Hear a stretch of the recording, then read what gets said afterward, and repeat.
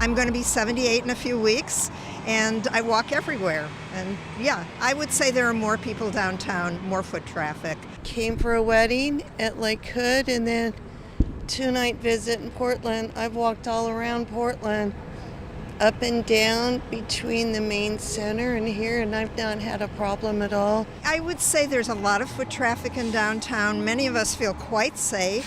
Where is everyone? Like there's hardly anyone out right now. I mean, I would just say it's a hole, but I can't say that on TV. I would say foot traffic is less than it was a few years ago. I notice it in this area. I notice it down here where I work. It's better than it's been the last couple years, but I'm just thinking like 10 years ago what it was like. Sure. It's a little more dirty than 10 years back. Just how clean it is and how like there's not a lot of homeless people and it's just like really nice and not crowded. She's not from here. I live in the Bay Area, so. It's no different than any major city, and I feel this is pretty more safer than probably last time I went to San Francisco. So, Well, I mean, compared to San Francisco. No, I think there's progression these last 2 or 3 years, but not where we want the city to be. Just like driving by, like I've seen people like fully take a on the street. There's like trash everywhere. There's tent camps everywhere. Like we come over here to like get bagels on a Sunday morning, and there's just like crazy people everywhere. Like it's so sad to see. I'm glad I was able to take Kelly and through the nice neighborhoods here, and she thought it was rather clean.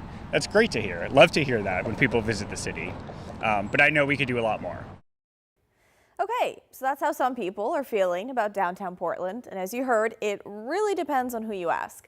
Seeing as it's now fall, we thought it's a good time to look back on the summer in Portland.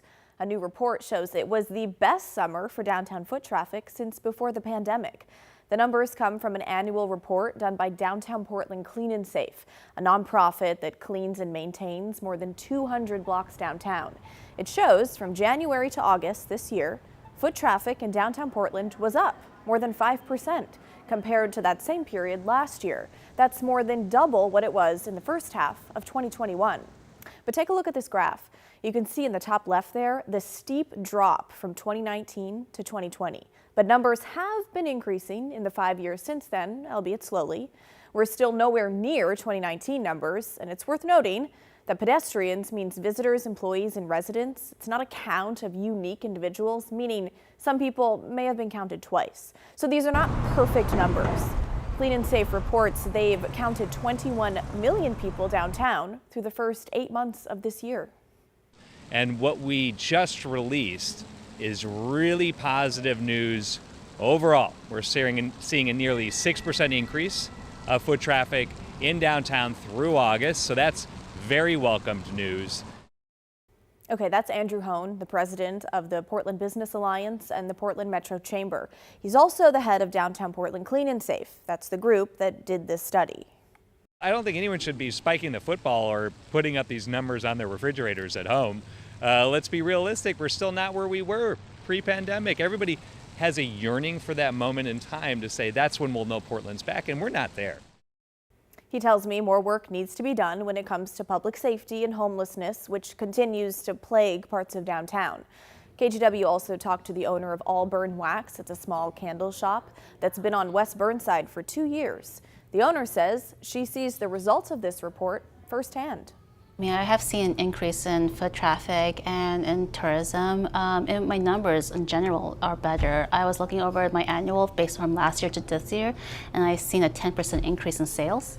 My overall sales, like how many sales I've gotten, went up by 8%, and then per the actual transaction went up by 2%.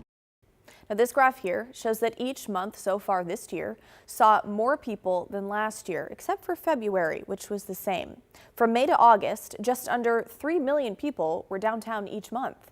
Saturdays remain the busiest day, closely followed by Fridays. No surprise there. As for where people are going, the intersection by Powell's Books, the food cart pod about a block away on Southwest Park and Burnside, and Pioneer Place are the top 3 spots. The study shows special events are playing a big role. Take the Rose Festival, for example. Anecdotally, the parade crowds were amazing. Starlight Parade was just jam packed. Grand Floral Parade route was jam packed. I was so excited to bring that parade back downtown. And it felt like a gratitude tour in the back of that car riding around, just hearing the shouts and the love from every single corner that we turned, for people thanking us for bringing it back downtown. It was really a cool experience for me. But this isn't the whole story. While foot traffic overall may be up, workers returning to downtown office space continues to lag.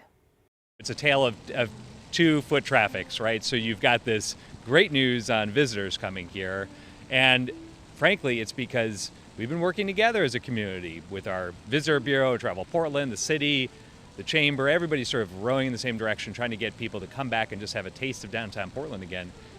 The other story, which is the harder and more difficult and frankly intractable issue at this moment, is what's happening with employees. And the headline numbers are very straightforward.